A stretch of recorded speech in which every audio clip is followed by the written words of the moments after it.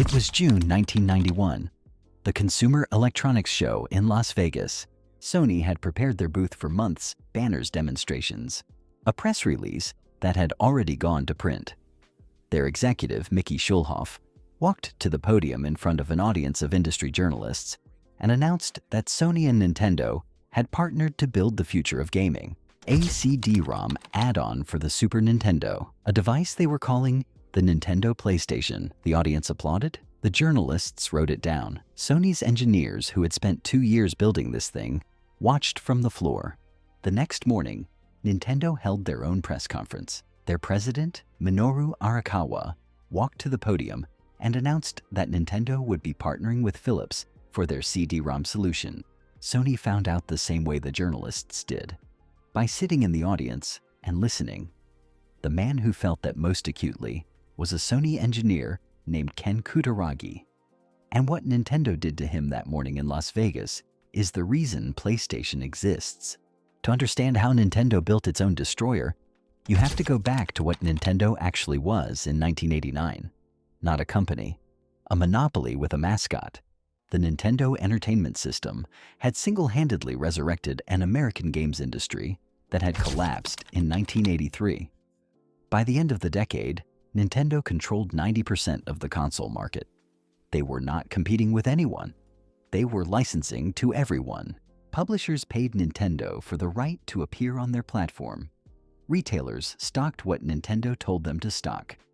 The hardware was a box that existed to sell Nintendo's terms to the world, and the world accepted those terms because there was no alternative. Inside that monopoly lived a very specific kind of paranoia. The paranoia of a company that had never had a real competitor and therefore saw potential competitors everywhere. In publishers, in retailers, in partners, especially in partners. Ken Kutaragi was not supposed to be working on game hardware at all.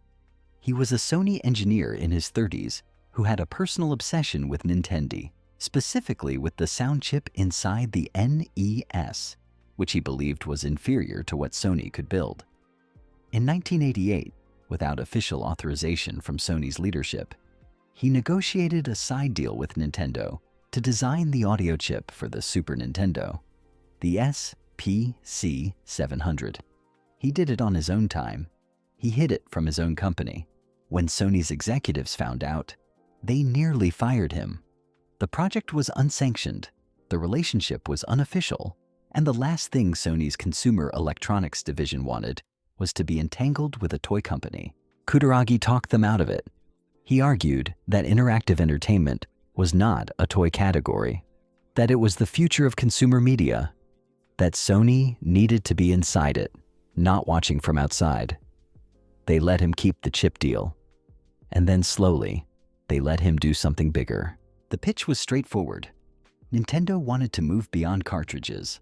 Cartridges were expensive to manufacture, limited in storage, and cutting into margins on both sides. CD-ROM was the obvious successor. Massive storage, cheap replication, the ability to fit full-motion video and orchestrated soundtracks onto a disc. Nintendo needed a hardware partner with expertise in optical media. Sony was the company that had co-invented the CD format with Philips. The fit was obvious. Kutaragi negotiated the deal personally. 2 years of engineering, a device that would attach to the bottom of the Super Nintendo and read a new disc format they called SuperDisc. The agreement gave Sony significant rights, specifically the right to publish games in the SuperDisc format independently without requiring Nintendo's approval. That clause is the one that ended the partnership. Nintendo's lawyers read the contract carefully in early 1991 and came back with a conclusion that sent the executive team into a quiet panic. What they had signed gave Sony a parallel publishing channel on Nintendo's own platform. Sony could release SuperDisc games that Nintendo couldn't block, couldn't tax, couldn't control. The company that had built its empire on total control of its ecosystem had handed a piece of that control to a consumer electronics conglomerate with vastly more resources, vastly more manufacturing capacity, and no particular loyalty to Nintendo's interests. Hiroshi Yamauchi, Nintendo's president, made a decision. He would not renegotiate. He would not confront Sony directly. He would simply replace them. Philips was the other company that had co-invented the CD format. They had their own CDI platform, their own optical media expertise, and, critically, none of Sony's ambitions in software publishing. A deal with Philips would give Nintendo the CD hardware it needed without giving anyone a parallel content channel. Yamauchi signed with Philips in secret, while Sony was still preparing their CES announcement.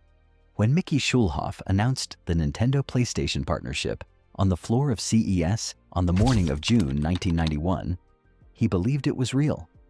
The banners were real. The press release was real. The 2 years of engineering work were real. What he did not know was that 12 hours later, Nintendo would walk into a different room in the same convention center and announce that the CD-ROM future of Super Nintendo belonged to Philips.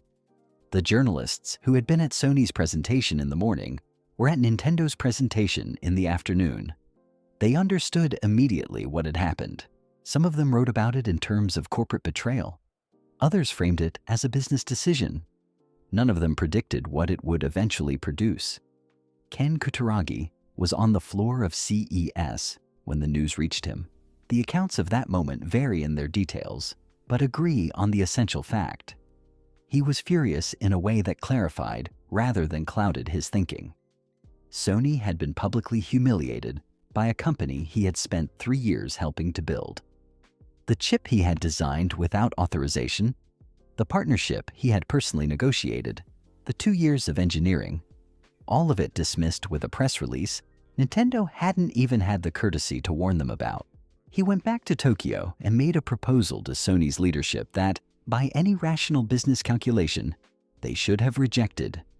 Build a console, not a peripheral, not an add-on, a standalone gaming platform to compete directly with Nintendo in a market Nintendo controlled with 90% share. Using technology Sony owned the rights to because of the contract Nintendo had just abandoned. Sony's entertainment division was skeptical. Sony's electronics division was skeptical. The CEO, Norio Oga, was the one who said yes. Oga had a personal history with embarrassment. He had once written a furious letter to Akio Morita about the sound quality of early Sony products, and Morita had hired him on the spot.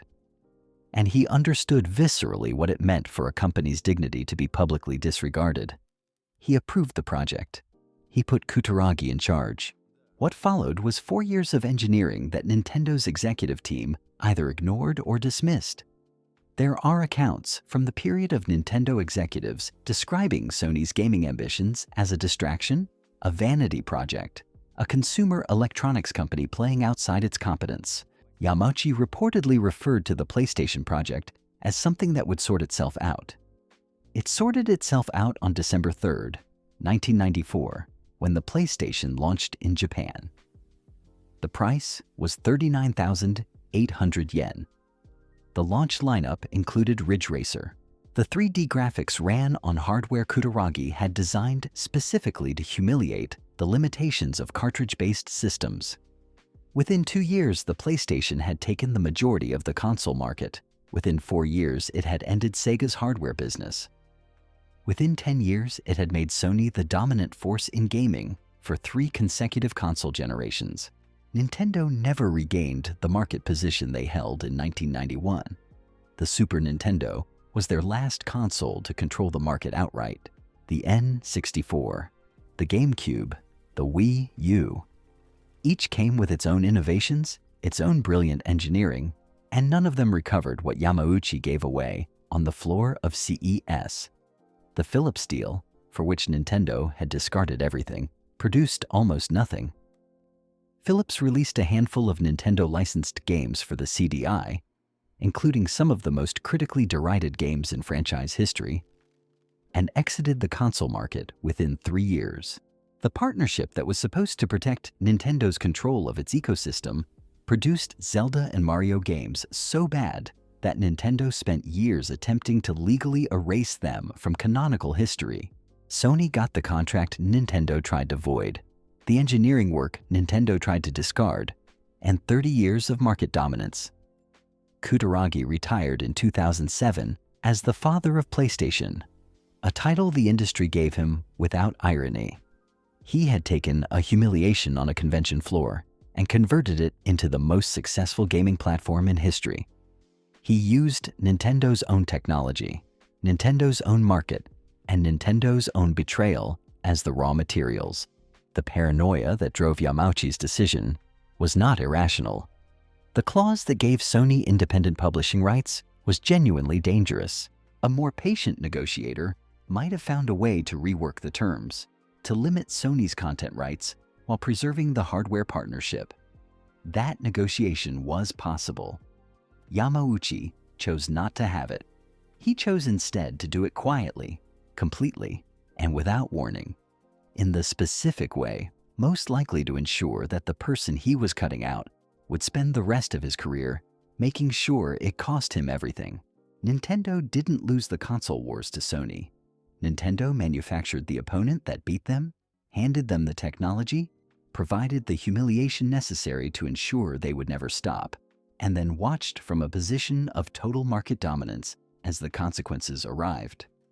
They built the monster themselves. They just didn't know they were building it.